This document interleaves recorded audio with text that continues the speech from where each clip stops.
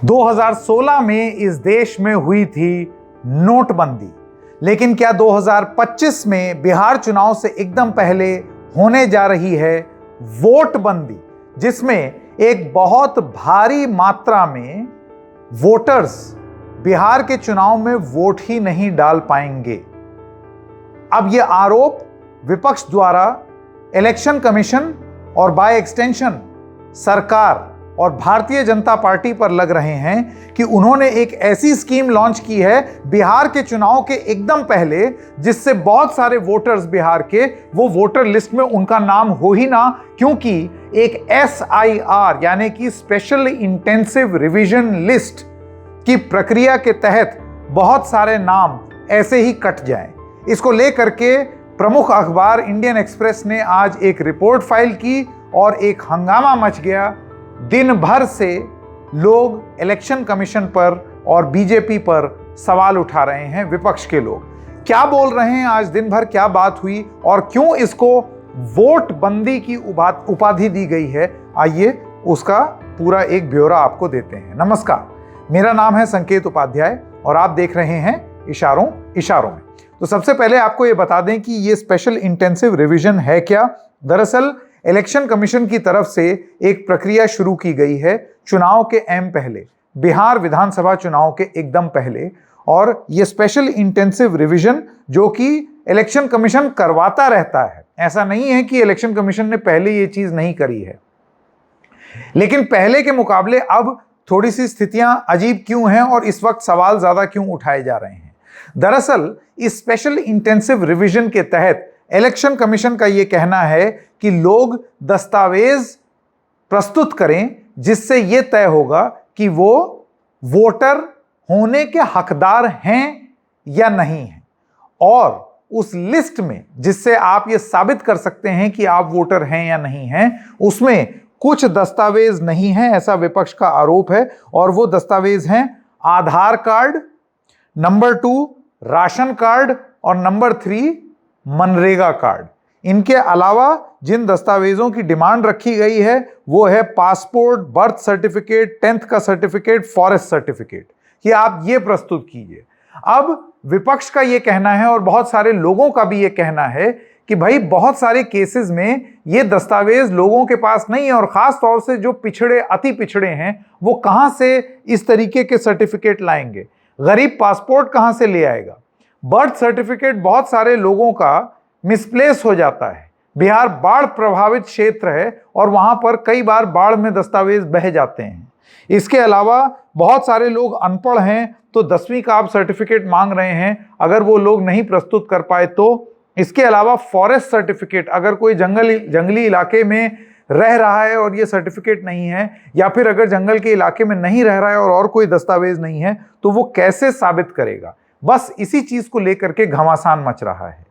Indian express की report में बहुत ही डिटेल में यह बताया गया है कि चाहे लालू प्रसाद यादव की कॉन्स्टिट्यूएंसी हो, या उनका जो एक अधिकार क्षेत्र या बेस्टियन जिसे माना जाता है वो हो, या फिर नीतीश कुमार का हो, जिन जिन पार्टी ने अति पिछड़ी राजनीति की है उन क्षेत्र में इस स्पेशल इंटेंसिव रिवीजन का असर ज्यादा देखने को मिल रहा है। मैं चाहूंगा आप ये क्लिप देखें। जैसे कि आप देख सकते हैं, इंडियन एक्सप्रेस की प्रति है जिसमें लिखा हुआ है, in village after village a chorus, we have only Aadhaar, how do we get papers EC wants, from CM Nitish Kumar turf Nalanda, यानी कि मुख्यमंत्री नीतीश कुमार के नालंदा में या लालू के राघवपुर में एक बहुत बेचैनी है इलेक्शन कमीशन के स्पेशल इंटेंसिव रिवीजन की शर्तों को लेकर के, जिसमें यह कहा जा रहा है कि भाई आपका आधार ही नहीं माना जाएगा।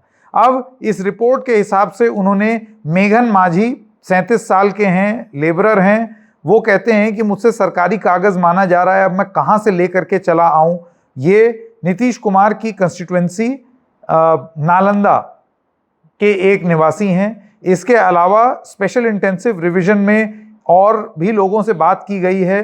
BLO लेवल पर यह कहा गया है कि आपको अपना रेजिडेंस या कास्ट सर्टिफिकेट 25 जुलाई से पहले का जो है वो लाना पड़ेगा, तभी आप माने जाएंगे कि आप वोटर हैं या नहीं हैं। उनका ये कहना है कि अब मैं 20 दिन में कहां से ये सब सर्टिफिकेट बना करके ले आऊं, और आप जानते हैं इतनी जल्दी तो कोई दस्तावेज बन नहीं सकता है। इस तरीके की बात उन्होंने अब सामने रख दी है। इस तरीके से और भी लोग हैं और अलग अलग जगहों पर इंडियन एक्सप्रेस ने लोगों से बात करके अपने अखबार में ये बताने की कोशिश की कि देखिए कितनी गड़बड़ है।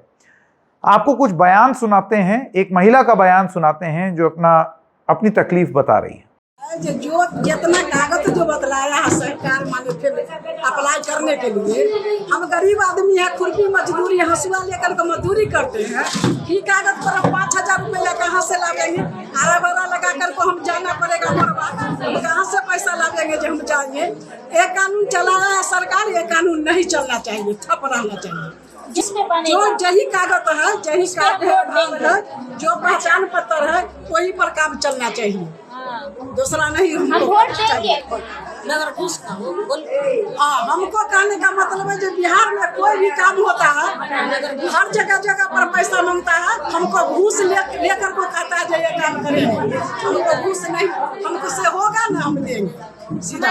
अब देखिए, इसको लेकर के तमाम लोगों ने अब इसको वोट बंदी कहा है कि इसके बाद अब वोट बंदी हो जाएगी, बहुत सारे लोगों का नाम ही कट जाएगा। अब योगेंद्र यादव ने इसको लेकर के एक प्रेस कॉन्फ्रेंस की थी और उन्होंने कुछ बयान दिए। मैं आपको उनके कुछ दिन पहले दिए हुए बयान को सुनाना चाहता हूं, सुनिए। ये अभूतपूर्व फैसला है, एक ऐसा फैसला जो कि भारतीय लोकतंत्र के 75 साल के इतिहास में कभी नहीं हुआ। क्या है फैसला? बिहार में चुनाव आयोग ने घोषणा की है कि वो पूरे देश में चुनाव की इंटेंसिव रिवीजन करेगा, वोटर लिस्ट का इंटेंसिव रिवीजन करेगा और उसकी शुरुआत बिहार से की जाएगी। फैसला केवल बिहार के लिए नहीं है, पहले बिहार, बाकी बाद में जिन राज्यों में चुनाव हो रहा है उसके बाद पूरे देश में। अभूतपूर्व क्यों है?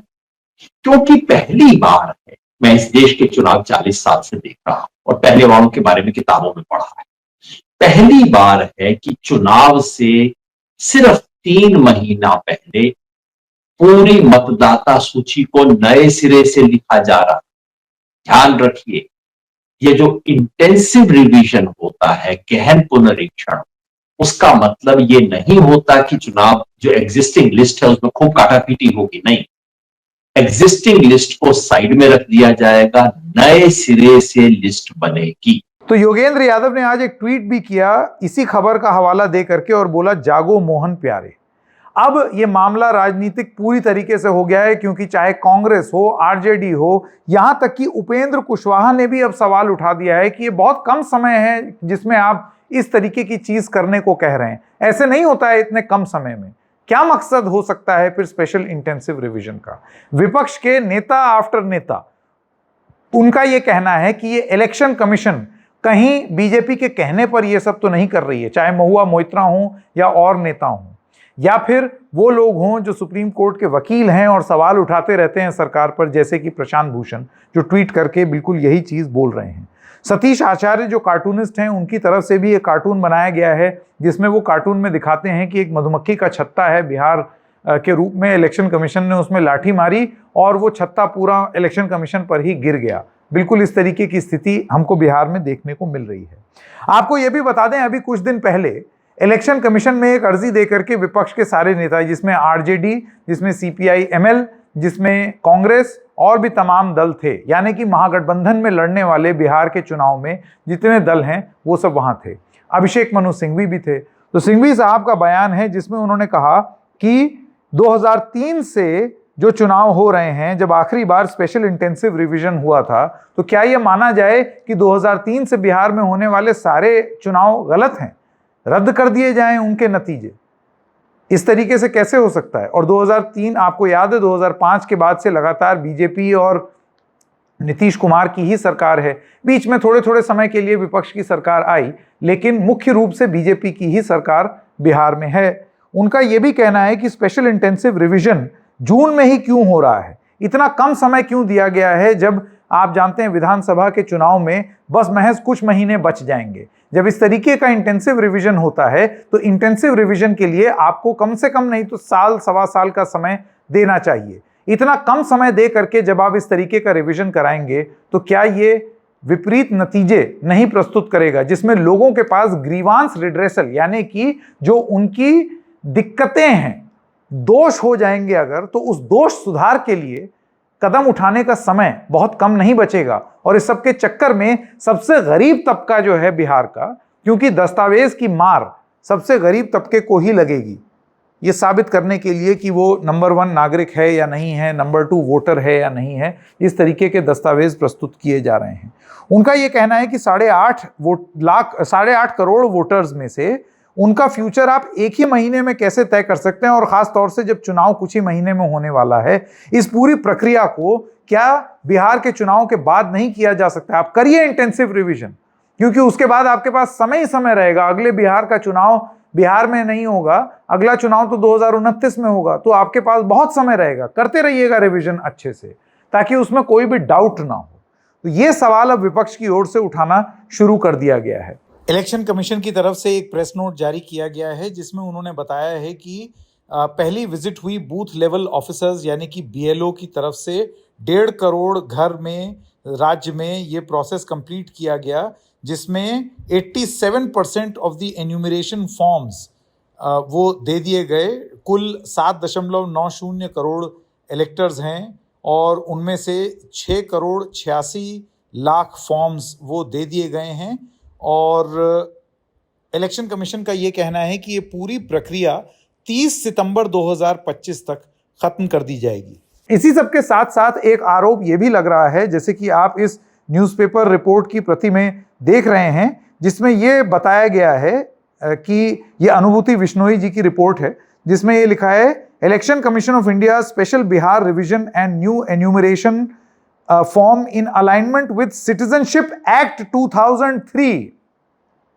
तो अब आरोप ये लग रहा है कि क्या बिहार में बैकडोर से CAA और NRC को लागू करने का प्रयास किया जा रहा है, और वो भी इलेक्शन कमीशन द्वारा। इलेक्शन कमीशन का मैंडेट होता है चुनाव कराना।